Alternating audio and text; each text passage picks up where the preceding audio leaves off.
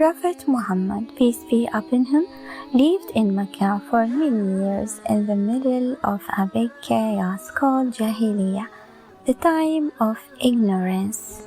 At that time, he saw endless injustice and cruelty.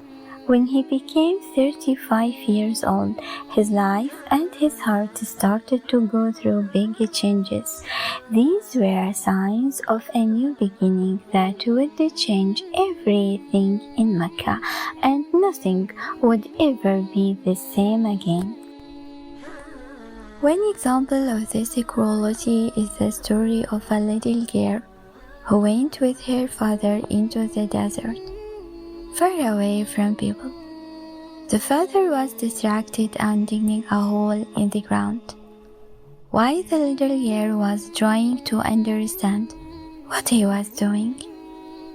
She had never felt his kindness, but she was happy that day because it was the first time they did something together.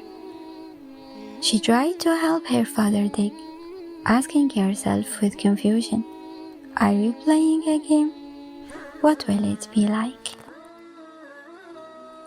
Suddenly, her father pushed her into the hole and quickly started throwing dirt over her. The little girl lived a real nightmare. She was being buried alive by the person she accepted love and mercy from the most.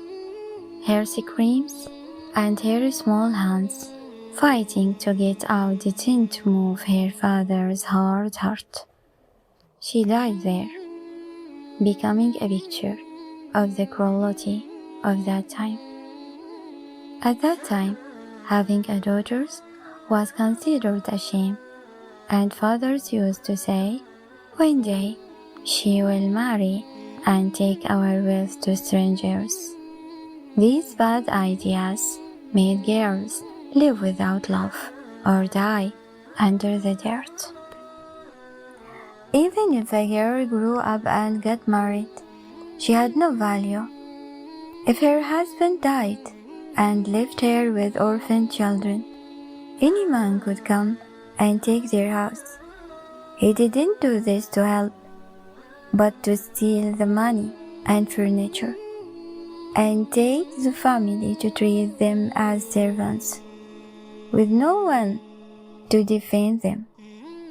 Also, this didn't happen only to girls. Some fathers killed their baby boys too, because they were afraid of poverty. Imagine being a mother waiting patiently for your baby, and then the father takes him from your arms to kill him. Women lived in deep pain and complete weakness, as no one cared about their feelings. In that environment, wars between tribes never stopped because of revenge.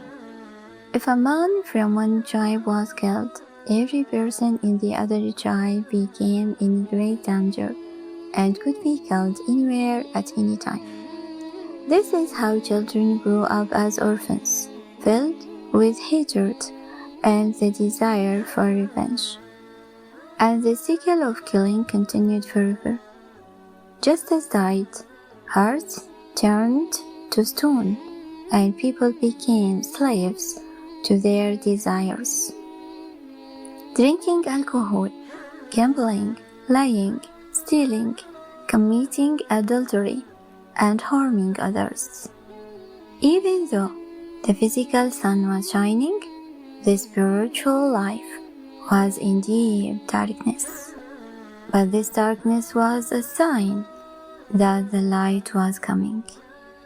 The light of the Quran would appear to bring these people out of ignorance, and the final message would start from this land to speak to the whole world. Mecca was located in an excellent place in the center of the Arabian Peninsula. Large trade markets were held there, bringing tribes and caravans from anywhere. Therefore, any messages starting from here could spread very fast and reach nearby empires in a few months. Despite everything, this area stayed safe from being attacked by other kingdoms, making it the best place for the Prophet's mission. In addition, the ancestors had a great position in their hearts, and Mecca represented the city of their first father, Prophet Ibrahim, peace be upon him, who built the Kaaba, and they respected this house very much. In the middle of this loss, there were very few people holding into the religion of monotheism, Hanafiya, refusing idols. This faith protected them from misguidance. Messenger of Allah, peace be upon him, was one of them. He hated idols, but he didn't interfere with the people's beliefs or stop them by force in his youth. This was a great wisdom from Allah, because if he had done that, they would have said to him when Islam came, "We know you since you were young. You always tried to stop us and oppose us." They couldn't say that, because he never entered into any conflict with them before prophethood. However, nothing was left from the true religion of Ibrahim except the pilgrimage, and even this turned into the habit empty of its meaning. Some people walked around the Kaaba naked, and others walked while clapping and dancing. Ibrahim, peace be upon him, fought against shirk and idols, but at that time, Quraysh put 360 idols around the Kaaba, and the most famous were Al-Lat, Manat, Al-Uzza, and Hubal. Even though they believed in God, they gave his names, attributes, and actions to these idols. When the Prophet, peace be upon him, was 35 years old, the walls of the Kaaba became wear over time. The leaders of Makkah met and said, "We should feel ashamed. This is a holy house we inherited from our father Ibrahim, and it should not be left like this." They agreed to rebuild the Kaaba. At that time, a ship carrying building materials arrived at Shuaiba port near Jeddah. So, they bought the materials and collected shared money for the building. Even though they lived in Jahiliyyah, they made a rule that not a single dirham or interest, riba, or injustice should enter this money, because they feared God's punishment and didn't want haram money mixed with tears of the oppressed to touch the building. When the building was finished, a big problem appeared that almost started a war. It was about who would put the black stone in its place. Every tribe, like Bani Uday, Bani Tamim, and Bani Umayyah, wanted this great honor for itself and refused to give it up. Some swore to fight and kill for it, saying, "You will not get this honor except over my dead body." The fight continued for 4 or 5 days without a solution, and the good work changed into a big danger. Then the oldest man among them stood up and said, "O people of Quraysh, since you cannot agree, let the first person who enters through this door be a judge between you to solve the matter." Everyone agreed and waited in silence. After a short time, a man entered through the door. When they saw him, they felt a great relief and shouted, "It is Al-Ameen, Muhammad. Whatever he decides, we will all accept." Everyone trusted him and knew he would find a solution that satisfies everyone. They explained the problem to him. So the Prophet, peace be upon him, asked for a cloth. Place the black stone in the middle of it and asked one man from each tribe to hold an edge of the cloth. They all lifted it together until they reached the place of the stone. Then the Prophet, peace be upon him, took it with his blessed hand and put it in its place. With this, the conflict ended, blood was saved, and people's respect for the Messenger of Allah, peace be upon him, increased. The title Al-Ameen was a divine plan, so people would trust his honesty when prophethood starts, and no one could accuse him of lying. While people's trust in the Prophet, peace be upon him, was growing, he felt an internal change.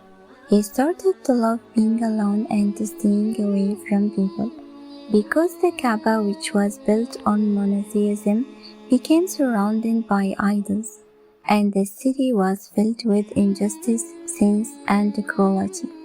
He couldn't stand this reality anymore, so he decided to move away from society and go to the mountain more regularly. He was looking for peace, staying alone to worship his Lord and think about his creation in silence. The Cave of Hira was the best place for this, as God was preparing him for the revelation. The path to the top of the mountain was difficult and steep, 621 meters long, but the love and support of his wife Khadijah, may Allah be pleased with her, made this path easier. She was always by his side and never blamed him. This journey continued until he reached 40 years old. In the year 610 AD, on a Monday night in the month of Ramadan, Laylatul Qadr, the Prophet was in the Cave of Hira, thinking and praying to his Lord in deep peace. And the night was very dark. Suddenly, the cave became filled with a very bright light, and the angel of revelation Jibreel appeared in the form of a man with an order from Allah. The Prophet, peace be upon him, felt shocked and afraid. So Jibreel said to him, "Read." And the Prophet replied, "I am not a reader." The angel held him and squeezed him very hard. Then let him go and said again, "Read." And the Prophet gave the same answer. Jibreel squeezed him for the third time tightly until the Prophet felt exhausted. And then he said, "What shall I read?" So Jibreel started reciting the first verses of the Quran, Surah Al-Alaq. اقرأ باسم ربك الذي خلق خلق الإنسان من علق اقرأ وربك الأكرم الذي علم بالقلم علم الإنسان ما لم يعلم.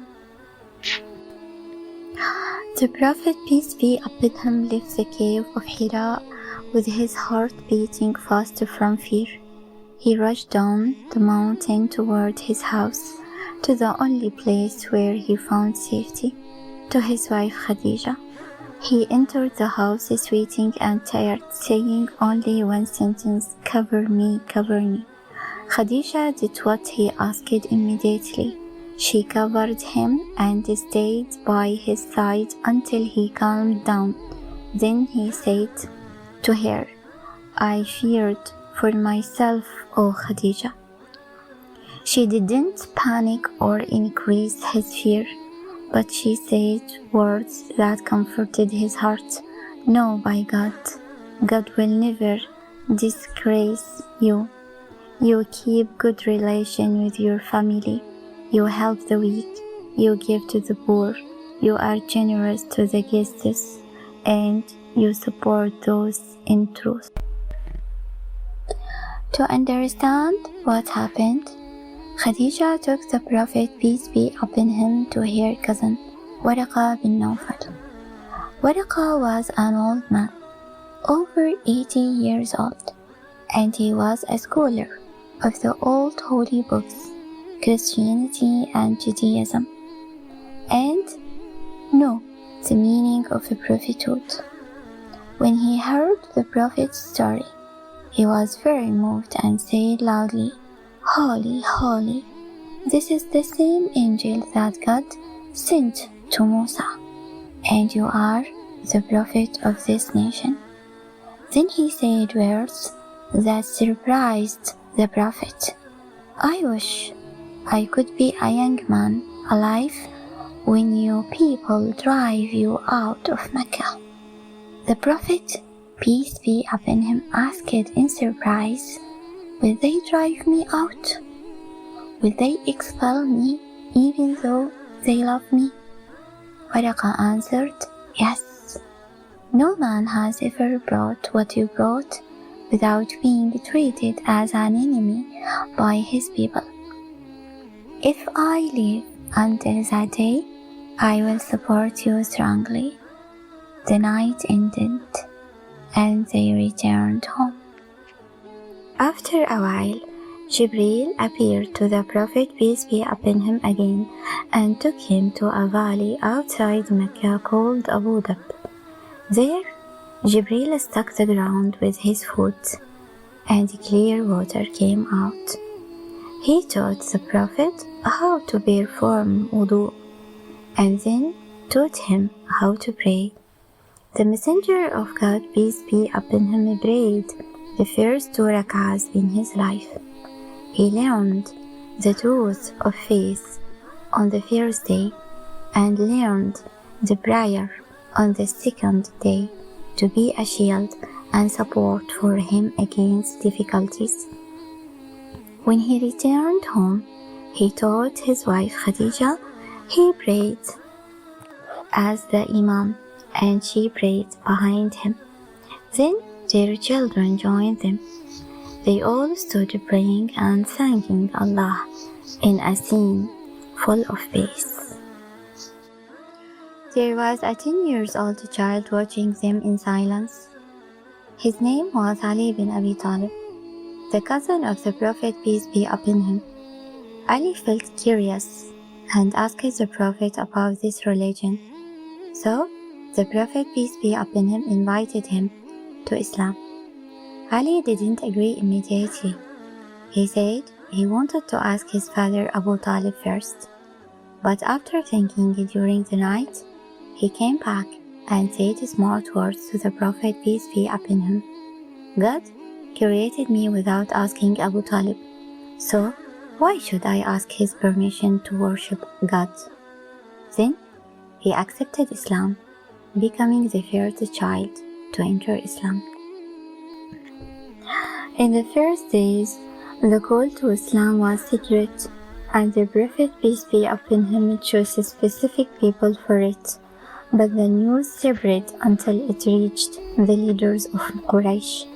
It was time to separate the good from the bad and show the reality of hearts, like the heart of Abu Bakr Al-Siddiq and the heart of Abu Lahab.